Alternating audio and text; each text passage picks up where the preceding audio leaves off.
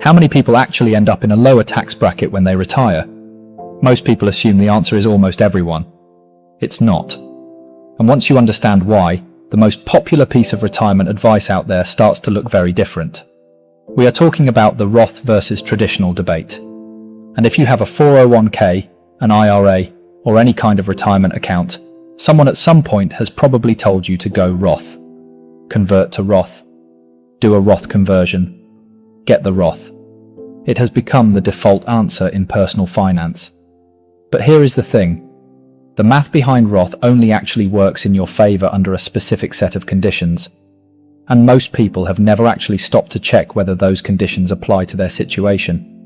So let's walk through this carefully. A traditional IRA or 401k gives you a tax deduction today. You put the money in before taxes, it grows, and then you pay taxes when you pull it out in retirement. A Roth IRA or Roth 401k is the opposite. You pay taxes now, the money grows, and then withdrawals in retirement are completely tax-free. The whole decision, when you strip it down, comes down to one question. Will your tax rate be higher in retirement or lower? If your tax rate in retirement is higher than it is right now, Roth wins. You would rather pay taxes now at the lower rate than pay more later. If your tax rate in retirement is lower, traditional wins. You take the deduction today, grow more money, and pay less when you take it out. Simple enough, right? Here is where things get interesting.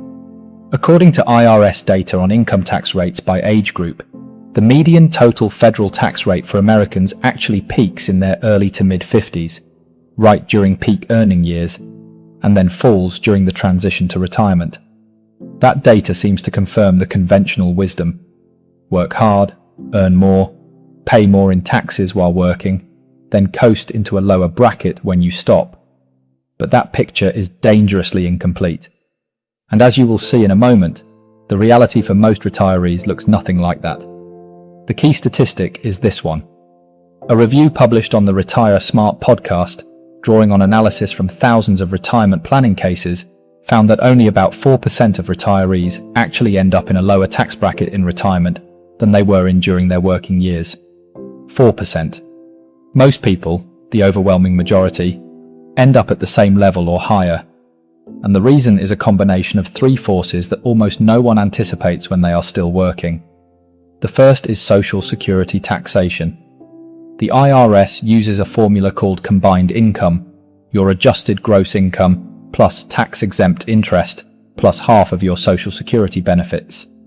If that total exceeds $34,000 for single filers or $44,000 for married couples filing jointly, up to 85% of your Social Security benefits become taxable.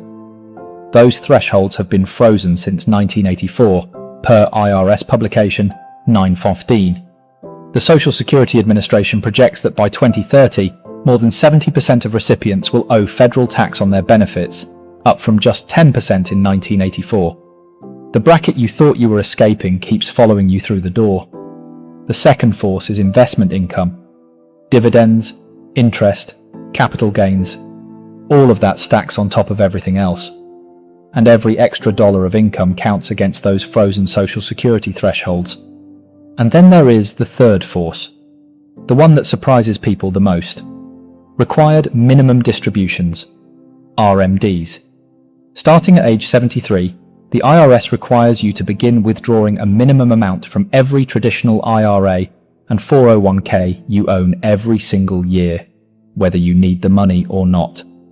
According to Charles Schwab's 2026 analysis of RMD trajectories, without strategic pre-RMD withdrawals, a retiree with a typical growing traditional account can find themselves pushed into the 32% tax bracket by age 75 and the 35% bracket by their early 80s. That is likely higher than they ever paid during their working years. You thought you were finally safe. And then the IRS hands you a forced income event at exactly the moment you least expect it. Here is where things get interesting. There is a window.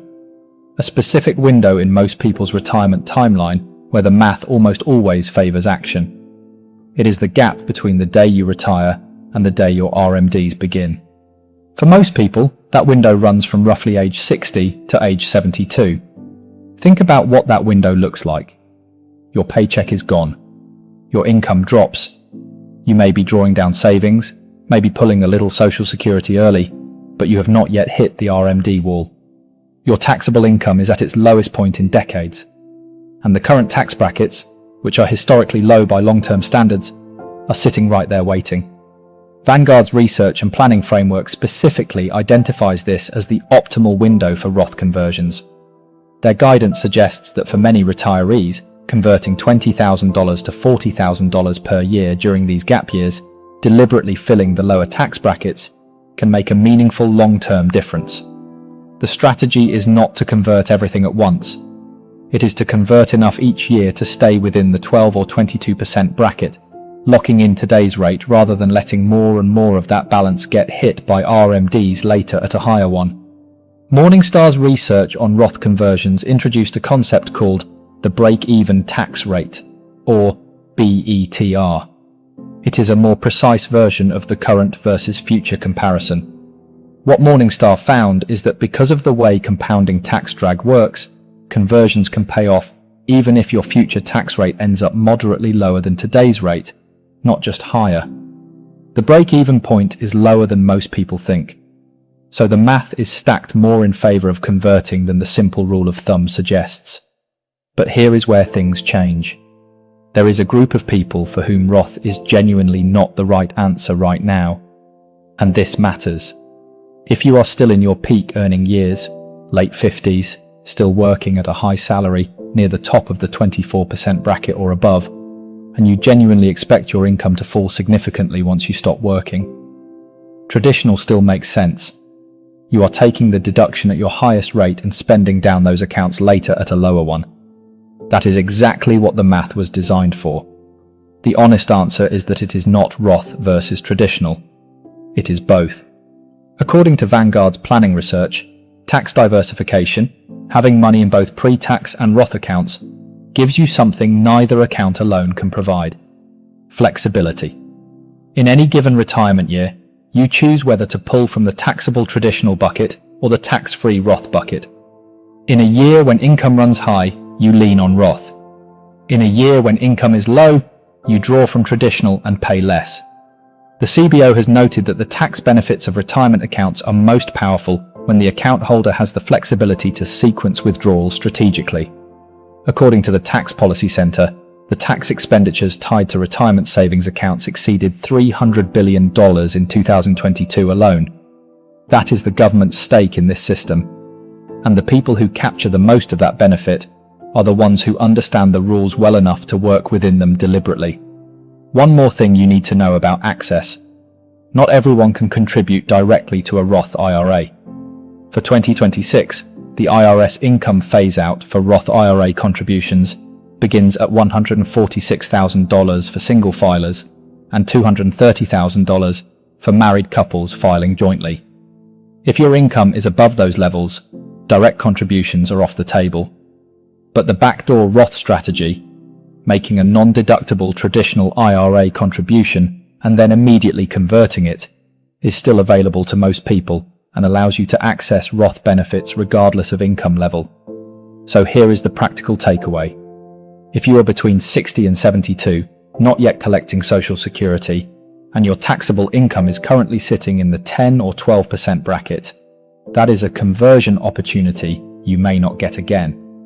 Every dollar you convert now, at 12%, is a dollar that will never be forced out as an RMD at 22, 24, or 32%.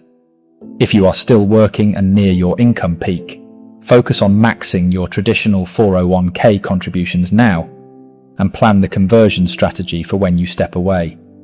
And if you have been assuming that your tax bill will simply be lower in retirement, run the actual numbers. Social Security taxation, investment income, and RMDs stack on each other in ways that catch most people completely off guard. The goal is not to pick the right account. The goal is to build enough flexibility that taxes become a tool you use rather than a wall you run into. Most people do not find this out until it is too late to do anything about it. You still have time. So here is my question for you. Do you currently have both a traditional and a Roth retirement account? Or are you all in on one? Let me know in the comments. I read every single one.